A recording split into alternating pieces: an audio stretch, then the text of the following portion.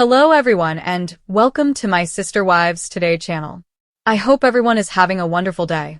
Before we begin, please hit the subscribe button and give this video a thumbs up. Everything has finally caught up with Kody and Robyn Brown, and fans who have been following Sister Wives for more than a decade can't believe it. The excessive spending, the million-dollar houses, the disregarded bills, and the unwavering certainty that the Brown family empire would never fail all came crashing down in the most humiliating and terrible way possible. After months of rumors and subtle clues, Kody and Robyn's bankruptcy has been formally verified. All of their holdings have been seized, including every piece of land, residence, and asset they once proudly flaunted on national television. Worse, this was not caused by a sudden tragedy or economic crisis, but rather by years of neglect, poor planning, and plain delusion.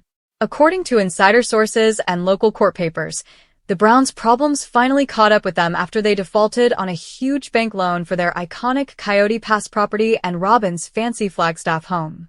And now, the dream is ended. They are homeless. They're broke. And they're on the road again. This time not by choice, but because they've been forced to. Things started crumbling faster than anyone thought. First, the rumors began.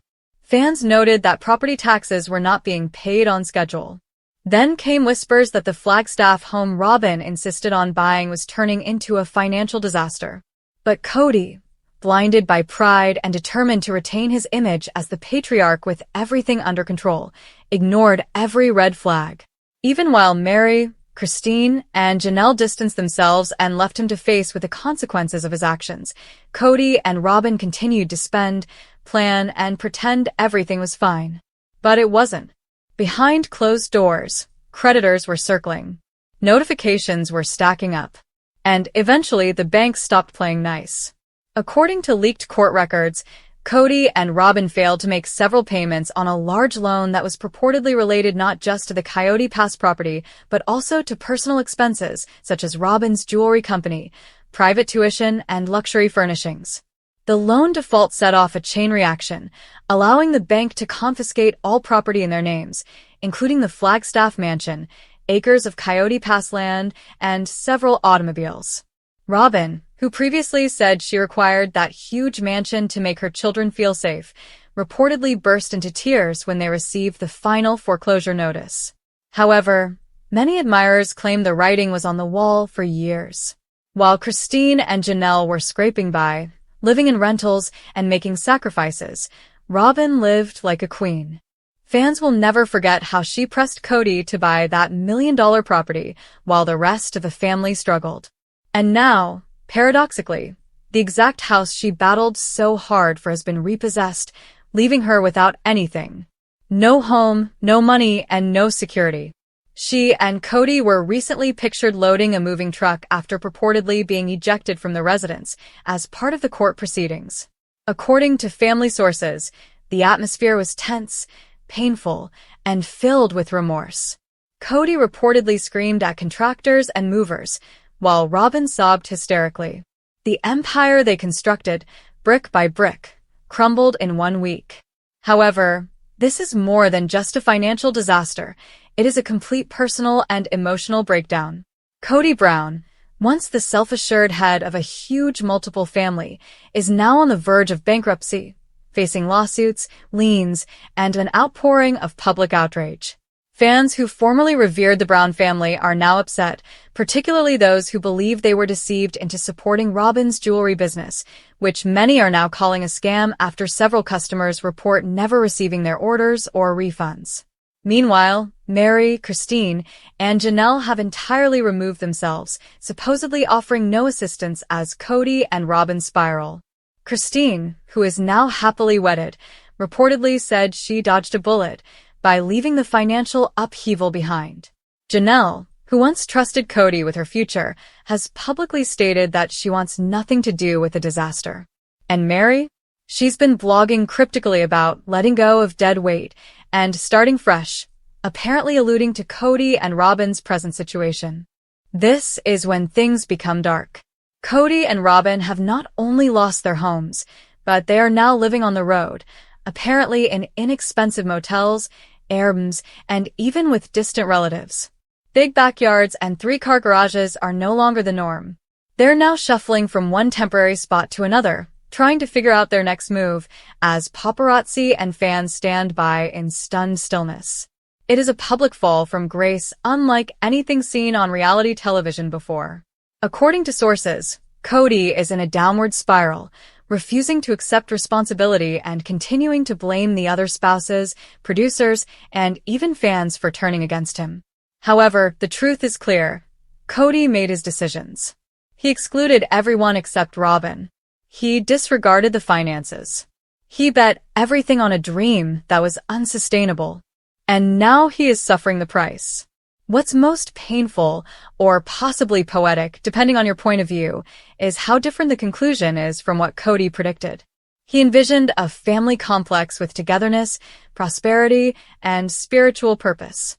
Instead, he wound up bankrupt, abandoned, and living out of a suitcase. And Robyn? She's no longer smiling for the camera. Her queen position has vanished, replaced by desperation and humiliation. Even TLC executives are allegedly considering whether to continue the show, because without the homes, property, and massive family conflict, what is left of the Sister Wives franchise? Only Kody and Robyn were defeated and humiliated. The breakdown is so thorough and theatrical that many admirers wonder if it was all karma. After all of the manipulation, favoritism, and reckless spending, perhaps this was unavoidable. The seized properties are currently being auctioned off one by one.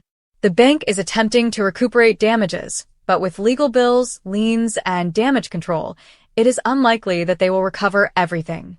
The Coyote Pass property, which was supposed to be the Brown family's legacy, is now simply another piece of real estate lost to the system, maybe sold to strangers who have no understanding of the history of what was once a shared family dream. The Flagstaff mansion has already been posted for sale, stripped of furnishings and personal belongings, its once bustling corridors now cold and empty. It's the ghost of a dream that never came true. And admirers can't help but wonder, was it all worth it? Ultimately, Kody and Robyn Brown's story is no longer about love, unity, or plural marriage. This is a cautionary story, a narrative of how pride, ego, and partiality can devastate not only a relationship, but a whole way of life. Kody's fixation with power and control blinded him to financial realities, while Robyn's yearning for comfort and special treatment produced a bubble that eventually broke. And now, with nowhere to hide and no more properties to lose, they must face the repercussions head-on. On the road, in debt, and totally alone. With everything collapsing around Kody and Robyn, bankruptcies, foreclosures, sorrow, and the complete collapse of their once expansive family empire, fans are left wondering what happens next in Sister Wives. The show, which was once billed as a cultural phenomenon challenging traditional notions of marriage and family, has evolved into something altogether else. What began as a voyage of togetherness, faith, and constructing a better life has gradually devolved into a cautionary tale of ego, treachery, favoritism, and, eventually, public ruin. So, now that Kody is isolated, financially ruined, and emotionally undone, and Robyn is no longer the favorite wife but is drowning in shame, viewers question if Sister Wives has a future at all. Or has the entire story run its course? What happens next is more startling, dramatic, and potentially explosive than anything we've seen previously. Because, while some doors are closing, others are opening wide, and what happens next for the Browns has the potential to redefine not only the program, but also Sister Wives history.